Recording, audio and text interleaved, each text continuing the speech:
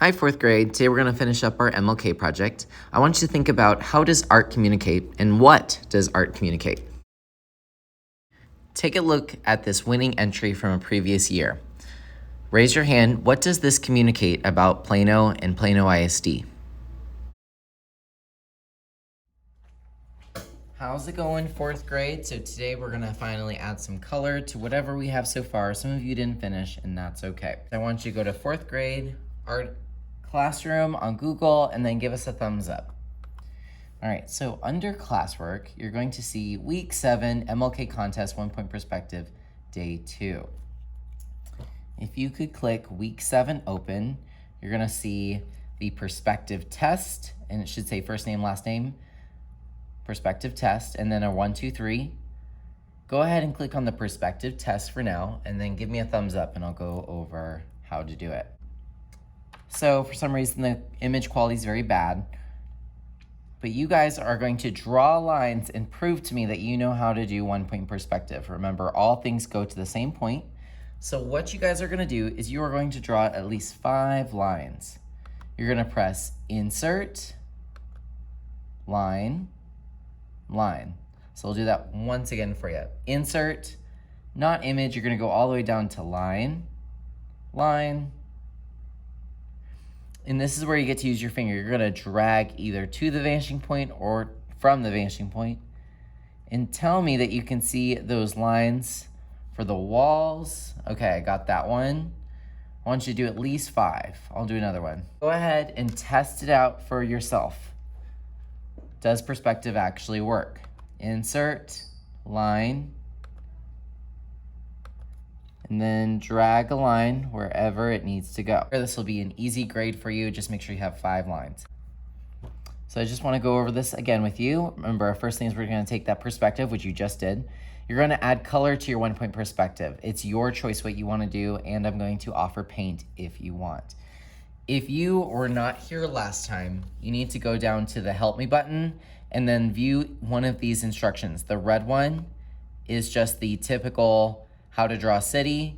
The yellow one is for those experts out there, and if you want to do a top-down city, so like as if you were an eagle,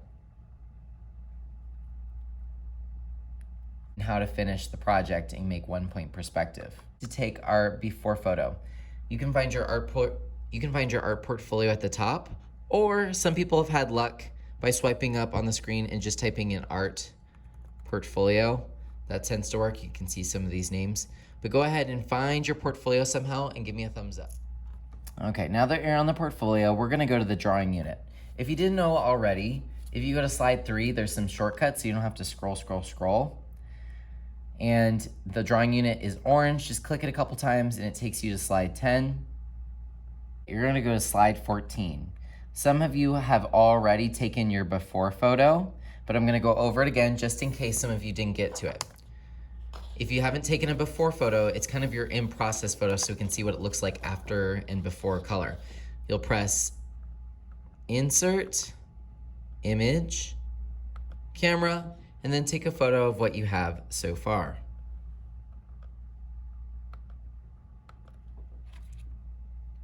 Just double check that you have one actually here.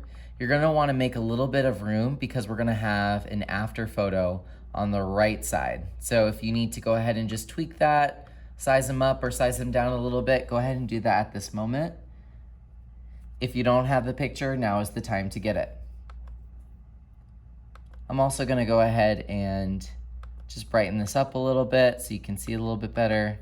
And that's always an option. You can go to format options and bump it up. All right, so at this time, you don't need your Chromebook unless you're gonna be watching some of the videos. After today, you need to have a photo of what it looks like with a little bit of color. I'm gonna go over your options. You can use anything on your table, of course. Crayons are a little bit for younger students, but I don't mind if you use them for texture, because remember, you can do some cool effects if you put watercolor on top of crayon. You can go hard and waxy, you can go light.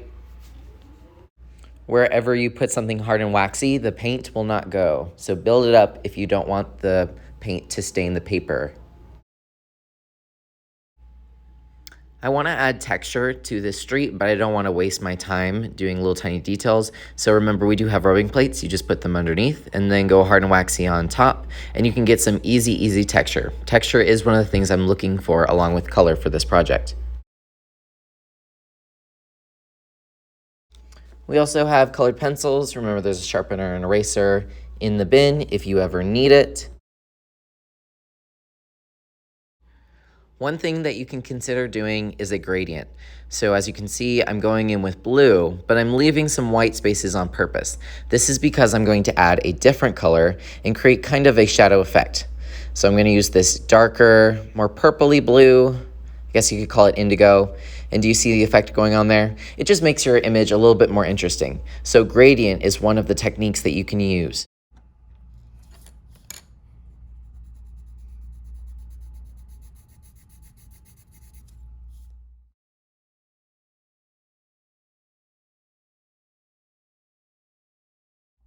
Okay, so I have a lot done. I don't expect this to be finished today. There's one more option for you. Did my cars hard and waxy because I am gonna go over these streets and the sky with watercolor paint. If you are going to use watercolor paint, should a Chromebook be on your table? No, ma'am, no, sir. I should not see your Chromebook on your table if you're using watercolor. You will need a palette, a paintbrush, and a paper towel. You'll follow the green arrows. Put your items down. If you're using a paint palette, just share with your partner. That way we don't have a whole big mess. And I should have some poured water for you. If I forget or you just need a refill, you just turn on the water a little bit. Please don't do fast spray. You know you're gonna get sprayed. Just calm waters. I shouldn't even hear it. Isn't that peaceful? And then just hold your cup under there for maybe 3 seconds. That is really all the water you need. I don't know why people fill these up as if they're gonna drink them. And then follow the green arrows. So make sure you're following the green arrows. I wouldn't want to accidentally splat someone because they weren't following the green arrows. Watercolor painting's very easy. You just use the water. Dip, let it drip, and then paint.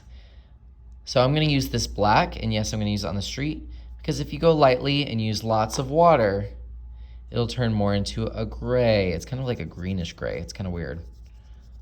If you go more into the paint, do more little circles, it's going to be darker. So you get to choose how dark you want your color.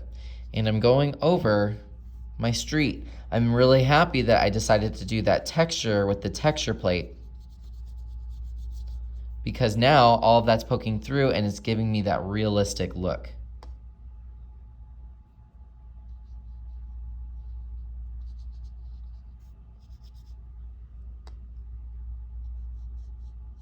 The more water you add, the lighter it will be. The more you swirl, the darker. Sky blue. I just used the black. Can I just go straight into that blue? No, you have got to dip your paintbrush in the water, give it a little swirl. Look, all that black paint was gonna get in the blue if you didn't clean it. And then you need to dry off, just like when you get out of a bath or shower, you need to dry your hair. Paintbrush is the same way. And then once you've done that, dip, let it drip, and then go into the color that you do want.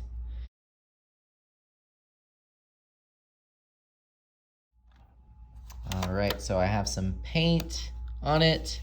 If you see little spots like this, it's okay. It's just the type of paper. It needs to dry for a little bit. It'll dry a little bit more flat. Now, do you have to use paint? No, you can use whatever you want. You're in 4th grade. I like to open up materials. Don't forget to take a photo when you are done.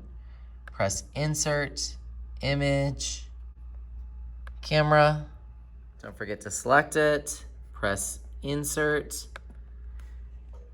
And voila, you have a before and after photo. These are my favorite because I love seeing just the way y'all think. Just want to keep it all in one place, so I'll just let these dry on the table for If you borrowed anything from me, please close it, return it. Markers need lids.